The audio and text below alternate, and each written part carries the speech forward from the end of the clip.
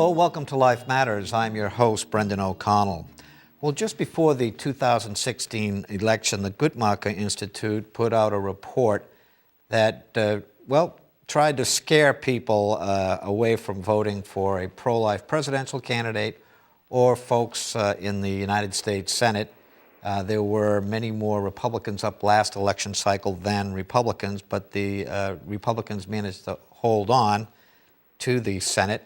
And today we have with us Paul Linton, who's an expert on constitutional law and what would happen should Roe v. Wade be terminated or overturned.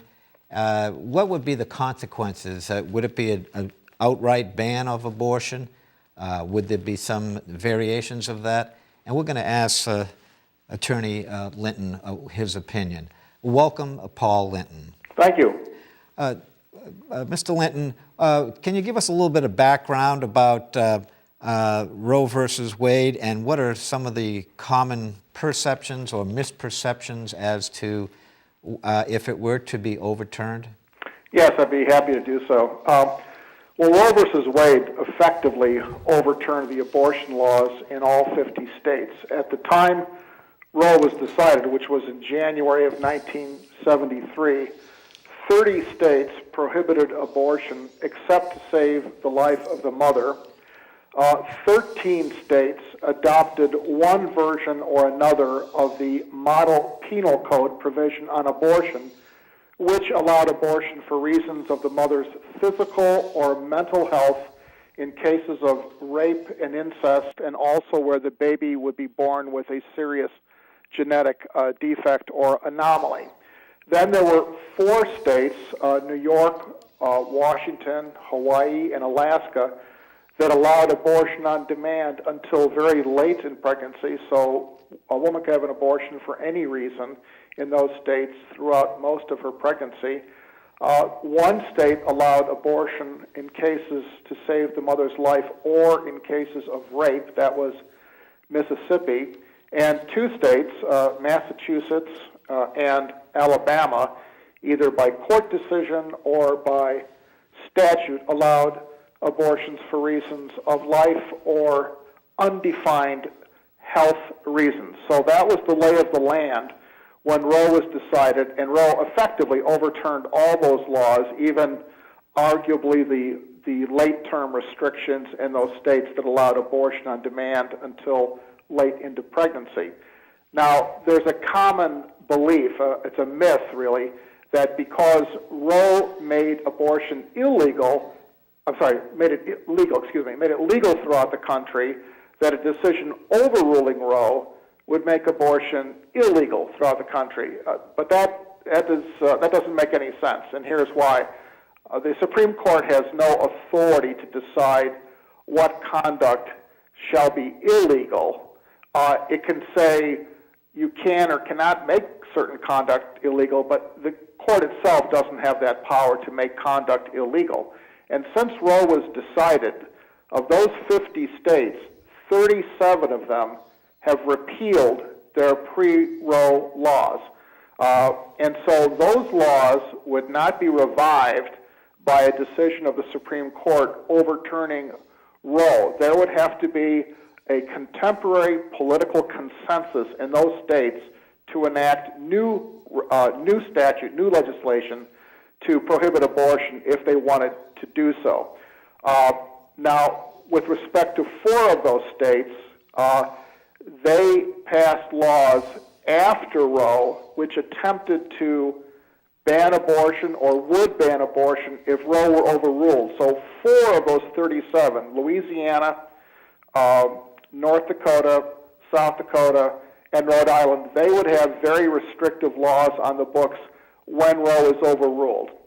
Now, the other 13 states that have not repealed their pre-Roe laws, this would include Massachusetts, by the way, most of those laws, or almost half of them, would be ineffective to prohibit abortions. 2 of those states have basically abortion on demand statutes on the books until late in pregnancy. That would be New York and Hawaii.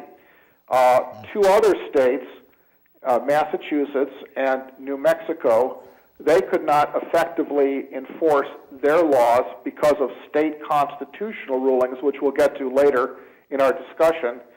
And two states would have open-ended definitions of abortion or when it could be performed that would not make any difference, like Alabama would be one of those states. And so of those 13 states that have not repealed their pre-roll laws, only 7 of them would have really effective laws on the books. Those states would be Arizona, Arkansas, Michigan, Oklahoma, West Virginia, Wisconsin, and Texas. So out of the 50 states we're talking about, at most, and it could be fewer than this number, at most 11 states, which account for less than 20% of the population, would have effective laws on the books at that time. So the immediate impact of an overruling decision in terms of the legality of abortion would be very modest throughout most of the country. Well, now, since Casey, there's been a lot of laws passed helping to limit abortion. Yes. Would those laws be in effect once Roe versus Wade is overturned? They certainly could be. You're right. I mean, hundreds of statutes have been enacted regulating abortion over the years, and whether they've been upheld or struck down under current constitutional doctrine, most of those, if not all of them, would be enforceable if Roe were overruled, because obviously if you can prohibit some conduct, you can also regulate it. I wonder, would the pro-life movement be wise in directly trying to overturn it, or would there be a more circuitous way to, in effect, overturn Roe versus Wade? Well, I would answer that question this way. At this point, given the current composition of the court, I would not favor a direct challenge to Roe. And by that I mean a law that clearly cannot be reconciled with Roe, as Roe was modified in some respects by the Casey decision. So I would not recommend, for example, that any state pass an abortion prohibition that applied throughout pregnancy, or for that matter, applied really at any time prior to viability. And the reason I say that is I do not believe we have the votes in the court now to overturn Roe versus Wade. Keep in mind, at the present time, only one justice on the court, Justice Thomas, has publicly in his writings called for Roe to be overruled. Justice Alito has never expressed an opinion on this in his cases involving abortion. I think Justice Alito probably would vote to overrule Roe simply based upon his judicial philosophy and his writings to date, but he hasn't said so expressly.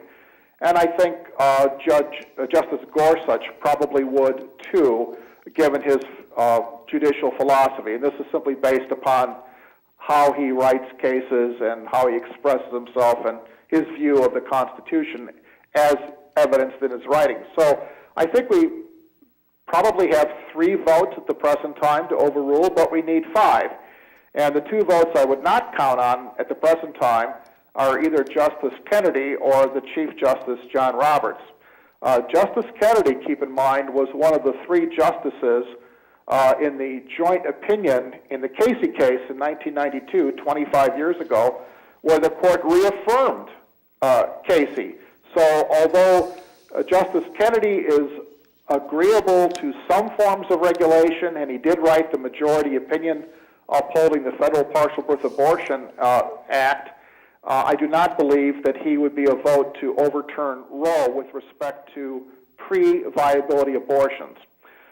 Chief Justice Roberts has never expressed an opinion on this one way or the other.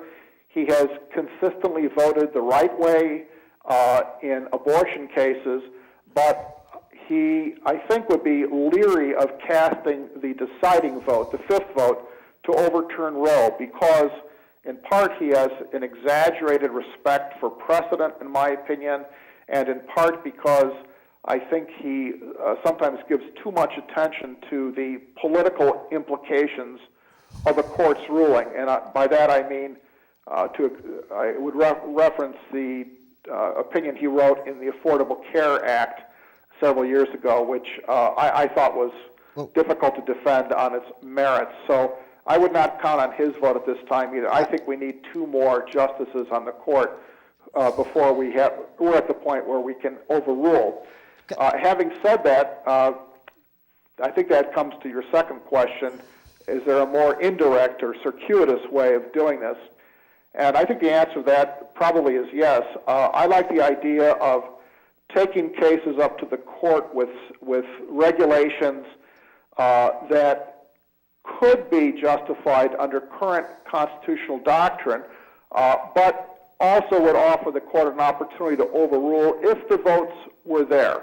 But if they're not there, you still might have a working majority that would say, we don't have to decide if Roe should be overruled because we find that these regulations are consistent with Roe versus Wade and Planned Parenthood versus Casey. That, to me, makes more sense. And I know there are some people in the pro-life movement who think, oh, you have to have a direct challenge to Roe in order to get the court to reconsider Roe.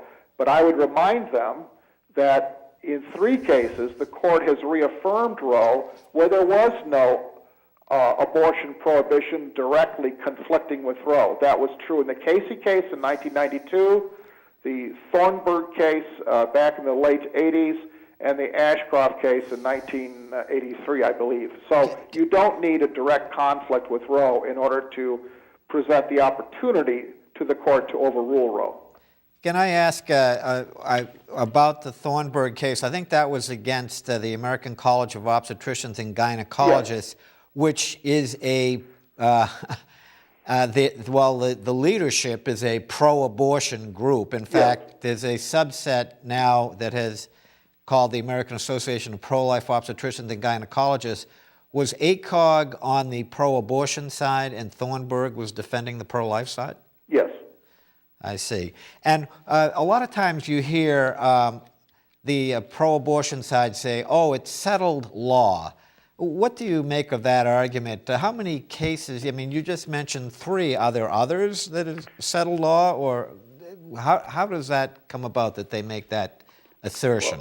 Well, that takes me back to a comment former Senator Specter made in some Senate Judiciary hearings on Supreme Court nominations. He was referring to Roe as what he called a super-duper precedent. And he trotted out some chart indicating that the court had reaffirmed Roe dozens of times over the years since 1973. Well, in reality, the court has reaffirmed Roe on 3 occasions, not on 30-some occasions. And what he was referring to were a series of cases where the court simply applied Roe to a given abortion restriction. It wasn't a matter of the court reconsidering Roe. They've only reconsidered Roe in 3 cases. And in the last one, which was the Casey case 25 years ago, they made some major changes to Roe. So it's not a super-duper precedent. Is it settled law? Well, any Supreme Court decision can be overruled. We've had decisions that are almost 100 years old that have been overturned. For example, in 1948, or somewhere in there, the Supreme Court overruled a decision from the 1850s on whether or not there's a body of federal common law. In Brown versus Board of Education in 1954, they overturned a 60-year-old precedent from the 1890s that had upheld segregated public facilities. So something can be part of your law for a significant amount of time, but still not be settled in the sense that it can never be questioned again. Roe is a controversial decision. It remains controversial. It's not settled law in the sense that, for example, Brown versus Board of Education is. You know, nobody was calling for Brown to be overruled a few years after it was decided in 1954, but people are still calling for Roe to be overruled, and here we are, you know, almost 44 years since it was decided. So I would say, instead of saying, is it settled law, I say it's unsettling law. Yeah, really. And, you know, I interviewed Sandra Kano, who was the Doe of Doe versus Bolton. And, of course, she tried to have her law overturned, and she was a young, just fallen off the turnip truck type of person when she was corralled into this case, not really knowing what was going on. And a lot of people, of course, say, well, Roe versus Wade is the first trimester, and Doe versus Bolton is for any reason whatsoever all the way up to birth. How did that companion case of Doe versus Bolton affect all the various opinions that have come down from the Supreme Court or constitutional law? Well, Doe has had a much more limited effect on abortion jurisprudence than Roe, and I guess that's kind of obvious why it would. Roe dealt with a traditional life of the mother only series of statutes from Texas, whereas Doe v. Bolton, the companion case, involved a Georgia statute based upon the American Law Institute's model penal code. And the issues in Doe v. Bolton were different. They were, for example, whether you could require hospitalization for abortion, whether you could require a hospital committee to approve it, whether you could have a second physician requirement. There were a number of procedural aspects to abortion that were at issue in Doe v. Bolton. Also, whether you could have a residency requirement, which they struck down in Bolton. The language you're referring to it's fairly complicated to explain it. What happened in the Bolton case, the Georgia District Court, the federal district court, that is the trial court, was looking at a statute that said a doctor can do an abortion whenever he determines it's necessary to preserve the mother's physical or mental health, to end a pregnancy resulting from rape or incest, or to end a pregnancy where the child will be born with a severe fetal defect or anomaly. Well, he decided, again, this is the trial court, he decided that all these exceptions, even though they're fairly broad, especially the mental health exception, he said these are too narrow. So I'm going to strike all of that language, and now the statute will simply read, a doctor can do an abortion whenever he determines that it's necessary. Well, the plaintiffs in that case took that up to the Supreme Court, and they said, what does this mean? What does necessary mean? We have no idea what this means. And it was in that context that the Supreme Court said, well, necessary calls upon the doctor to exercise his medical judgment, and he could take into account all factors, the woman's age, family size, everything, mental factors, emotional factors, physical factors. He could take into account everything in making that judgment. So basically the court was saying what was left of the Georgia statute was not vague. It could be given some meaning. Now, we in the pro-life movement and several lower federal courts have understood that to mean you can't put any meaningful restrictions on abortion even after viability. In my judgment, that is a misreading of the Bolton case, and I personally believe that the Supreme Court, even the current one, would uphold a post-viability ban that had a narrow physical health exception. And it's interesting to note that the pro-abortion advocates and the people who do abortions in this country have not challenged post-viability laws in many years in this country, and they have not challenged the post-viability applications of these 20-week abortion bans that have been passed in about 17 or 18 states. They are afraid that the court would uphold these post-viability applications, and therefore they don't want to challenge them. And do you feel that, as Wanda Franz felt, that, regarding fetal pain at 20 weeks, that now the discussion is moved off of the mother onto the child in the womb? Do you think that that's a reason why? No, I think some of these laws, some of these 20-week laws have been challenged with respect to their pre-viability applications. They were struck down by the Ninth Circuit in cases from Arizona and Idaho. They're currently being challenged in North Carolina. There was a challenge to a Georgia law, which has kind of gone off the rails. That case is basically over with on procedural grounds. So there are some abortion providers who are willing to challenge the pre-viability applications of these 20-week bills, but it's very difficult to structure a case like this because most of these laws, with the exceptions of the ones passed in Mississippi and Arizona, all the other ones are based on a model drafted by the National Right to Life Committee. And they measure, for purposes of the 20 weeks, they measure pregnancy from the date of fertilization. So 20 weeks post-fertilization is 22 weeks LMP, which means the first day of the woman's last menstrual period, which is the way pregnancy is normally evaluated in terms of its length. Well, 22 weeks is very close now to viability. Viability is now occurring in the 22nd week of pregnancy for some babies. So if an abortion provider wants to challenge one of these laws but not affect post-viability, he doesn't want to do post-viability abortions, it's very difficult to say, well, I've got a patient who came to me, she couldn't come to me before 22 weeks, and I won't do it after 22 and a half weeks or 23 weeks, but I want to be able to do it in that very short window between the time she comes in and the time when her baby's viable. So I think that is more the reason why many of these statutes have not been challenged. It's just too close to viability for them. Mm-hmm.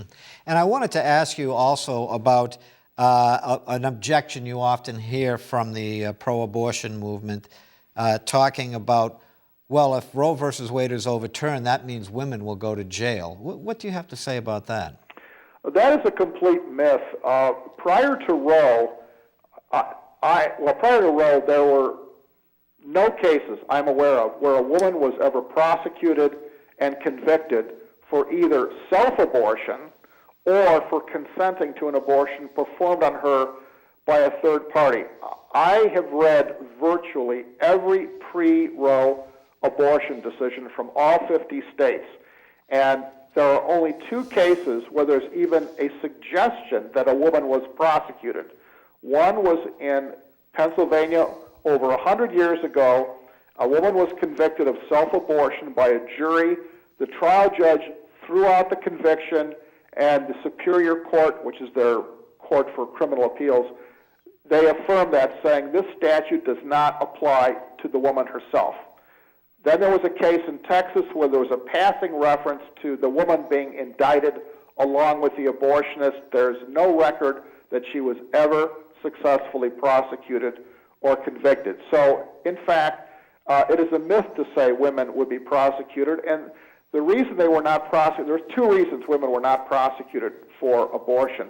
One was a practical reason, one was a reason of principle. The practical reason was if you treat the woman as a criminal in an abortion, then you cannot obtain her testimony against the abortionist unless you give her a grant of immunity.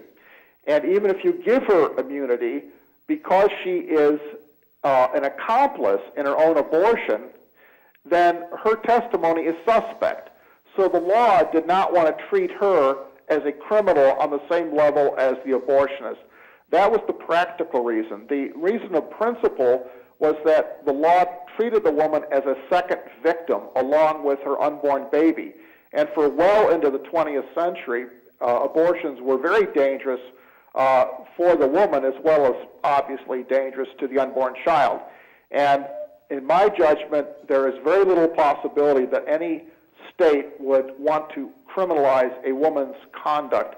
And let me point out one other thing about this. Prior to Roe, there were 19 states at one time or another that had a statute specifically criminalizing the woman's conduct. There is not one reported prosecution under any of those statutes. And finally, I wanted to ask one last question. What about doctors? I had heard that in the 1950s and the 60s, there were doctors that had lost their license to practice medicine, but that they could reapply 6 months later and get reinstated as a medical doctor. Is that true? That would really depend upon what the laws are in a given state in terms of whether or not performing an illegal abortion would result in permanent revocation of your license or merely a suspension for a certain period of time. That could differ from state to state, and what the laws are now could very well be different from what they were back in the 50s and 60s. But what I will say is that according to an expert in the area who is very pro-abortion, I might add, Mary Calderon, she wrote an article in 1966 saying illegal abortions were not a public health problem because 90% of them were performed by physicians. Wow. That's, well, Paul Linton, thank you so much for coming on the show today, and you've certainly got a wealth of knowledge, and we appreciate the background and the work that you've done and hopefully will do in the future to help the pro-life movement in their march to try to rid our society of abortion. Thank you for having me on. And we hope you found today's show to be unique, informative, content-rich, truthful, and thought-provoking. Thanks for watching. I'm Brendan O'Connell, your friend for life.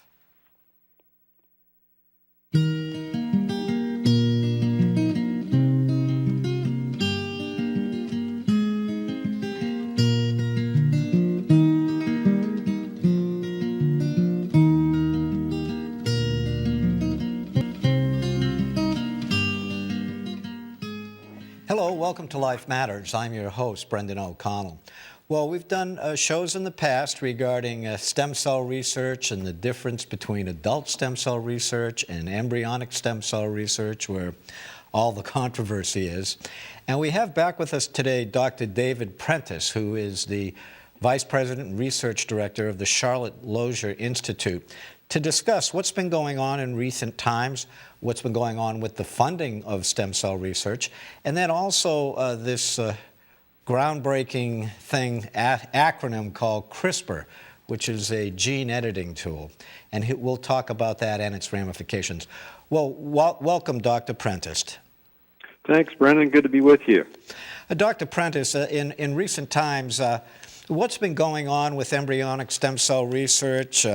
You know, back 7 or 8 years ago when there was this big push, it was going to solve every disease imaginable. What's been happening across the country? Yeah, and I actually heard one politician use the phrase that it had the potential to cure all known maladies. Talk about a little bit of hype there. And let's kind of set the stage first, Brendan. What do we mean when we say embryonic stem cells versus something like adult stem cells?